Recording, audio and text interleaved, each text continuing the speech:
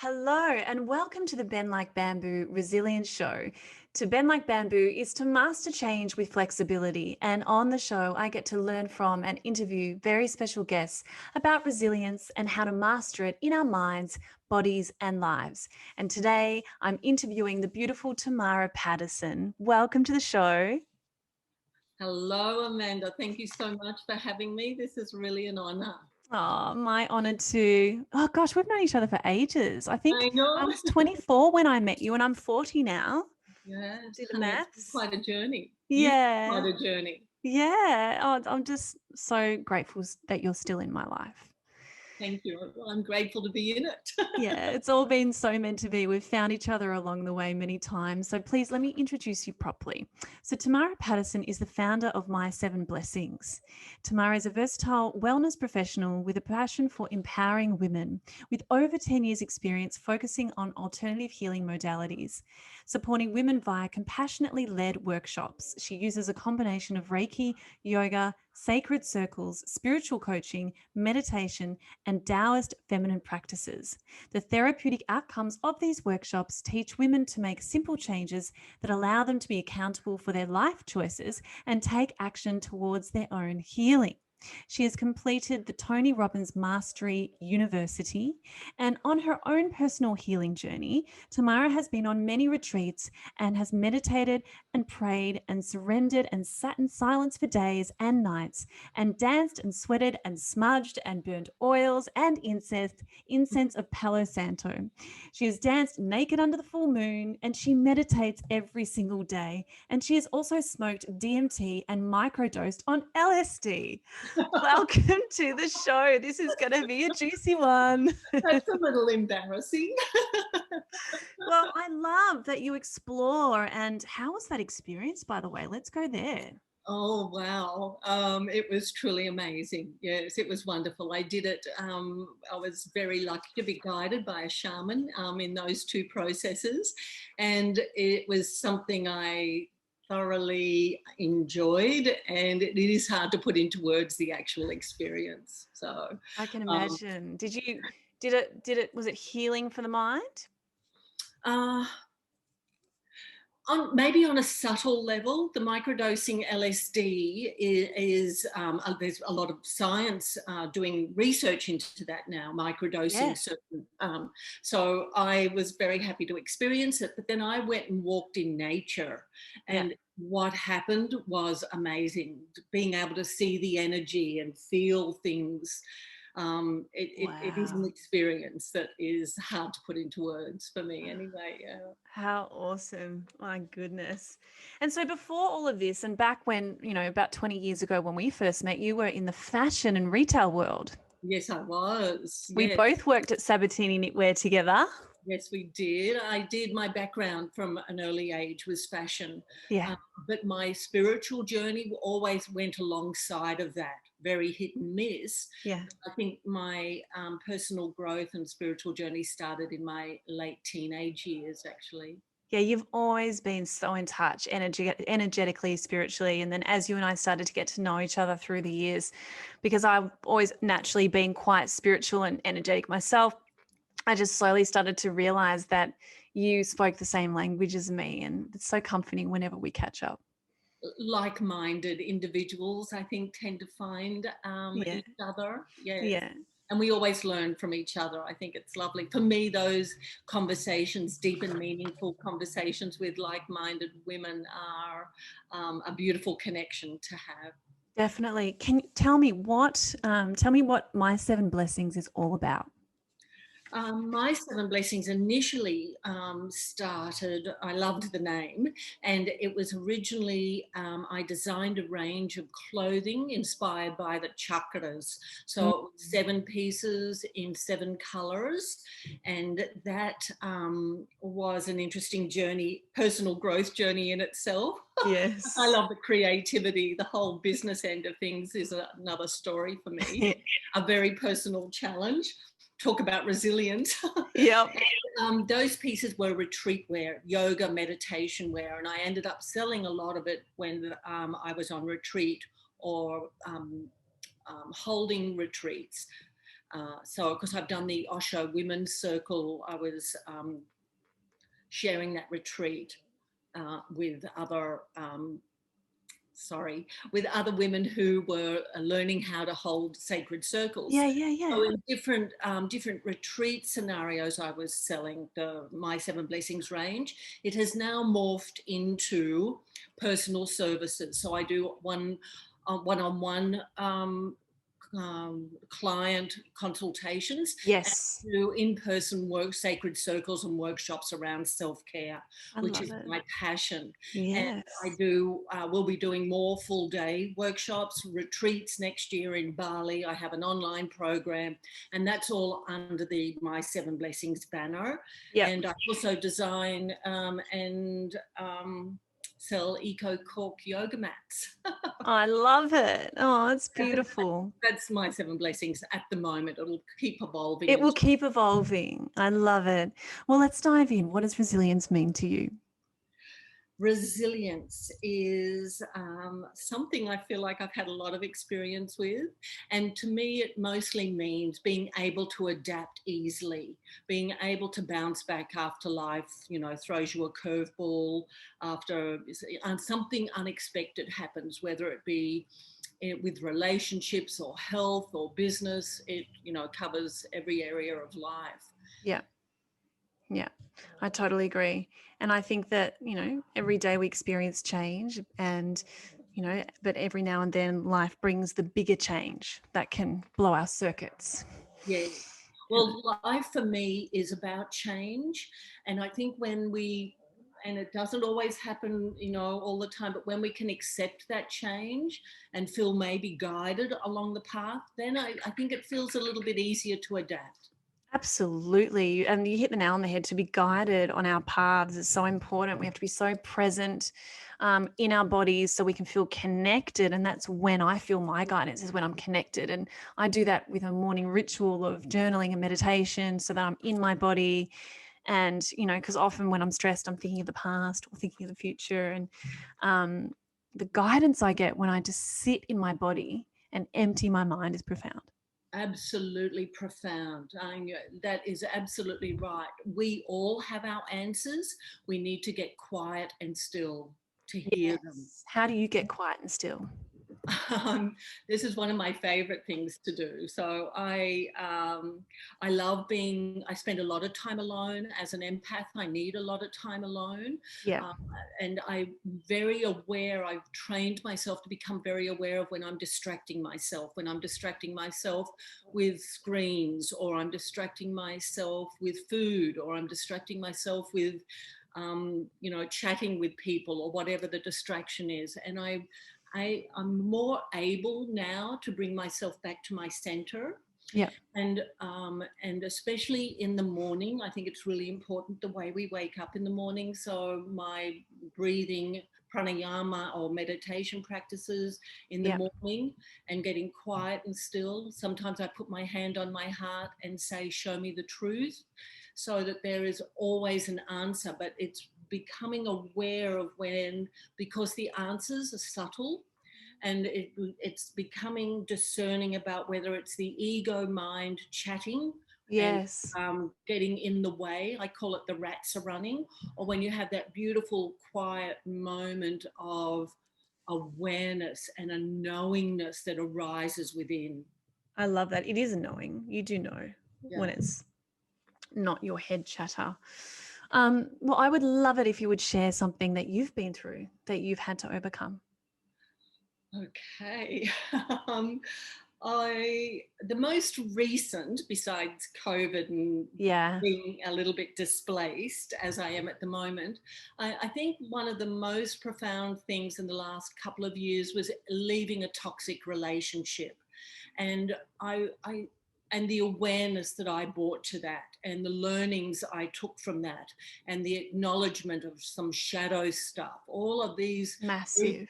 very big lessons came up for me. Okay. And I feel like I was able to move through that really strong heartbreak quite well and quite quickly, because I feel like I took not the positives, but I was able to see it in a different way, that I had a soul contract with this person, and that I now feel like and believe that he was in my life to show me some shadow work that I needed to do. And I see that as an act of profound love. Yeah. Oh, wow. I just had goosebumps.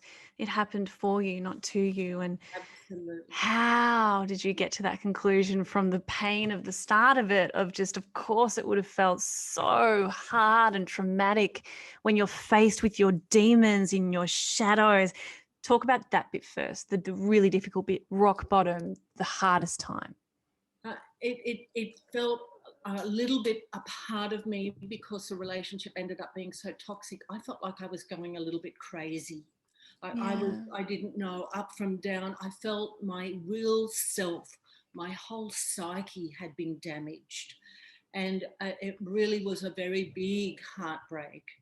But of course, I think in those moments when you, what I call them, when your knees hit the floor and you're like, what do I do? I need help. For me, it's surrender. I believe in a higher power. So in those moments when I know that I need support, my knees hit the floor and I'm like, what do I do? I surrender. Well, what is my next best step? I'm not even asking rational questions. It's just like, oh my God, the pain is so intense. Yeah. So I've looked back on my life, and all I can do is be so grateful for good guidance. And then it's for me, then I get a flood of divine inspiration and I follow it. Yeah. It's the best thing for me that I can do when I am in those moments of deep, deep, deep grief. And I now acknowledge that. I allow myself to feel it, bring awareness to it, and I hand it up. I surrender. I ask for inspiration. And so looking back now, knowing that there was a soul contract there and there was something for you to learn, what did you learn about yourself through that time? Yeah, that's a great question. What I was shown and what I've been able to work on over the last couple of years, or acknowledge, heal, embrace, is my codependency, which Yeah. is a part of, having trauma. That was one unhealed trauma bond that I have. Yeah. And that is part of the unhealthy feminine. So for Yeah. me to be able to bring awareness for that and see it really, really, really clearly, Yeah. and acknowledge it and go, oh my God, I just was like, thank you, thank you, thank you. Because once it's acknowledged, once you take responsibility for it, Yeah. then the healing begins. Then the The, true healing begins. and the re-empowerment from the Yes, it feels so disempowerment. empowered. Yes, yes, yes, yes. And Yeah. all of those fragmented pieces, those soul fragments, all of that starts to come back to a more aligned sense of self, is the only way I can describe it, to a more centered, to more resilience. Yes, Yeah, absolutely. yeah. And so that would have been like the rock bottom. And then how did you come out of that? You started to listen to your inner guidance, you started to follow that inner inspiration. When did you start to see that the pieces started to come together? What was going on? What was your turning point?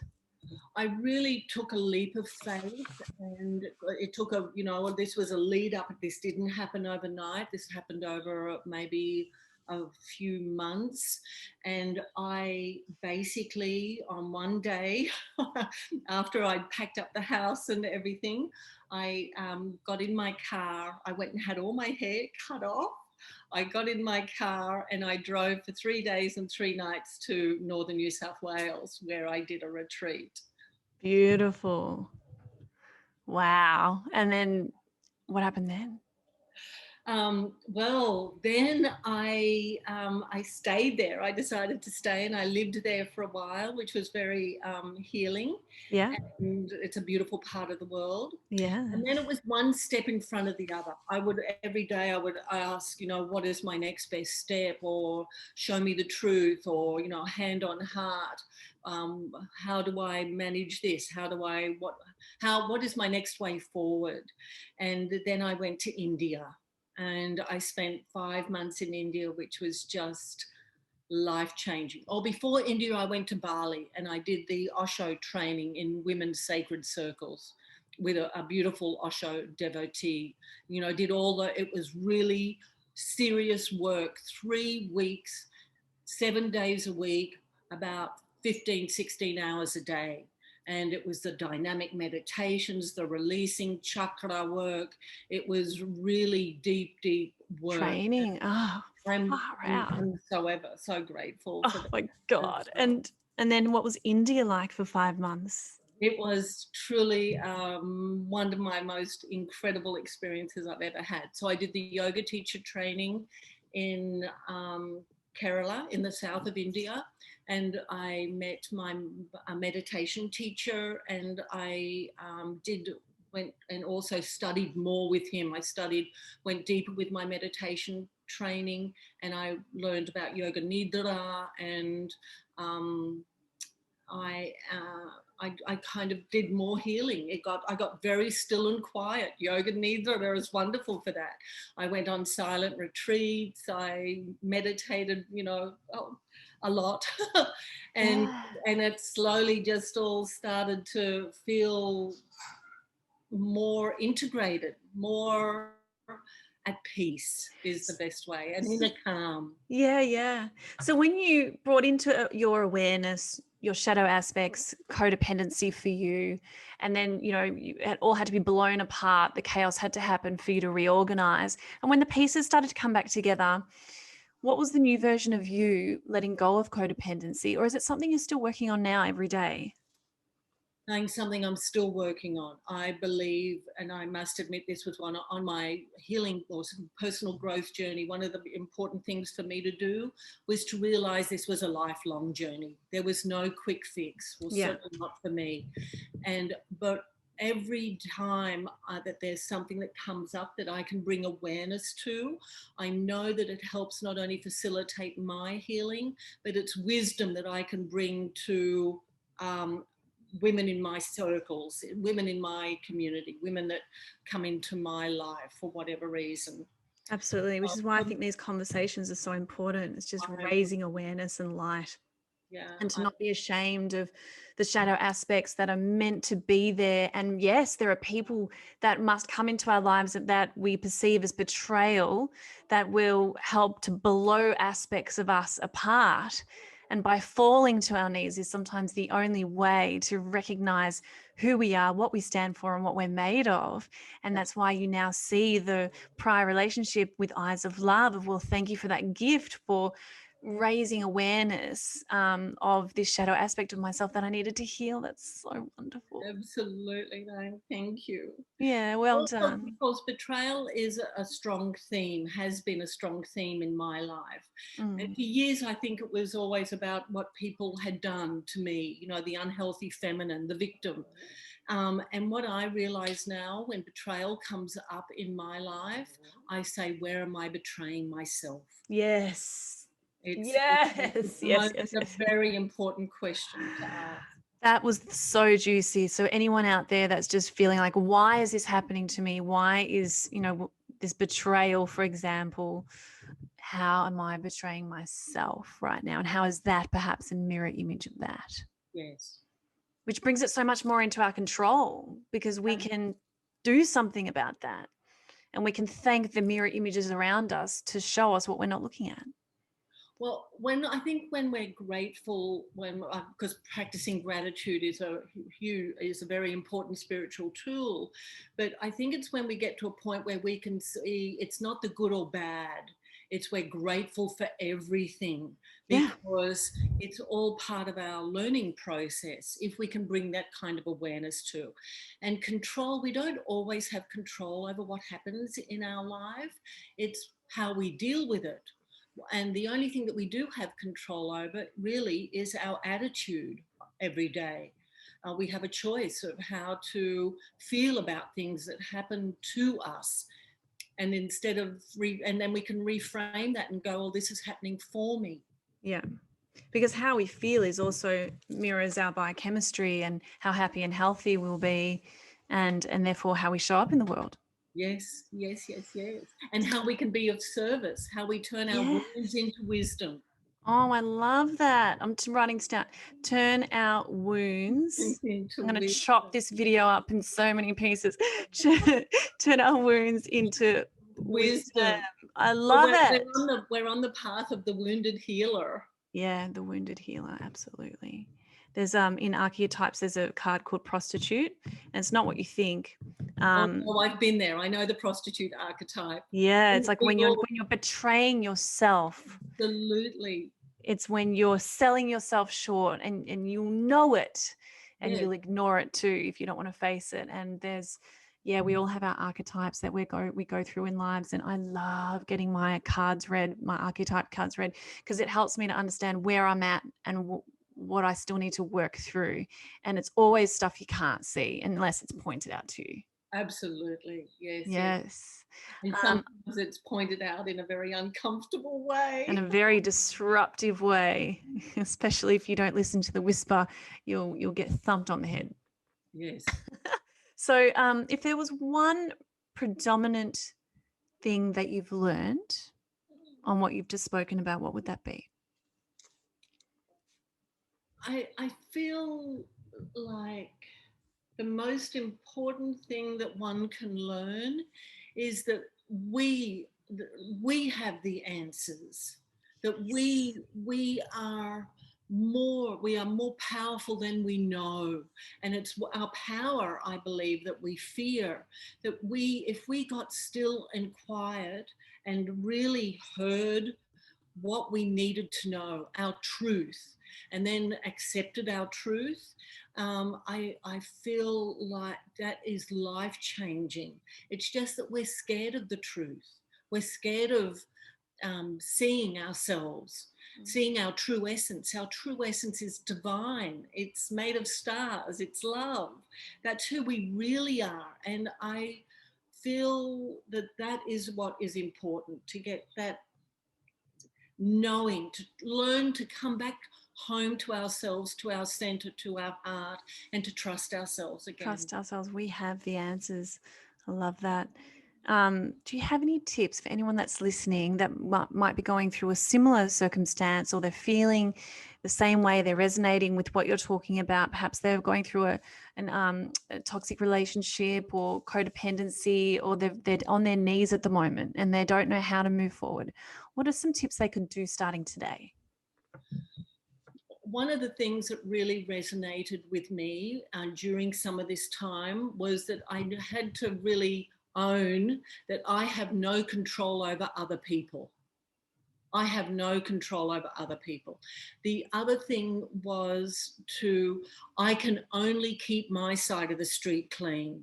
So I keep coming back to me, coming back to what is it that I'm feeling? What is it that, especially with someone who's codependent and in that narcissistic, abusive kind of dynamic, even though I don't like labeling things, sometimes just our heads need to understand. But to come back, keep your side of the street clean, be true, be honest with what you're feeling. Yeah. And of course, journaling or writing helps with that. Being able to question everything you believe, whatever thought comes up in your head. And once again, getting still and noticing what those thoughts are is the first step. Because if you don't notice when the rats are running, then you haven't got the determination or the discernment to choose which is a better feeling thought. Yes. So one really needs to sit doesn't have to be a meditation, but sit and notice what you're thinking. Yes. And writing definitely helps that. It's Totally agree. called free writing, and all you need to do is put on the top of the paper, how do I feel right now? And then just dump it all on the paper. It doesn't need to make sense. It just gets it out of the body and onto a piece of paper, and then you can burn it, so it gets it out of you. Absolutely. And it's amazing how much calmer and clearer you can feel when you dump it onto a piece of paper and not onto a person. Tell me about, go on. Yes, right, go on, Diane. Tell me about my instincts just said, I know that you help people virtually now. And so your online workshops and your online course, how do you help people do this in your work in My Seven Blessings? The one-on-one workshops, I'm sorry, not the one, but the group workshops, in-person workshops I'm doing now are all about sacred self-care. I do it within the cycle of the new moon or the full moon as well. So that I've got 2 coming up this weekend. In Brisbane. In Brisbane, which will be, but they're the in-person ones. Yes. Now, all my practical tools, I believe, is what helps us become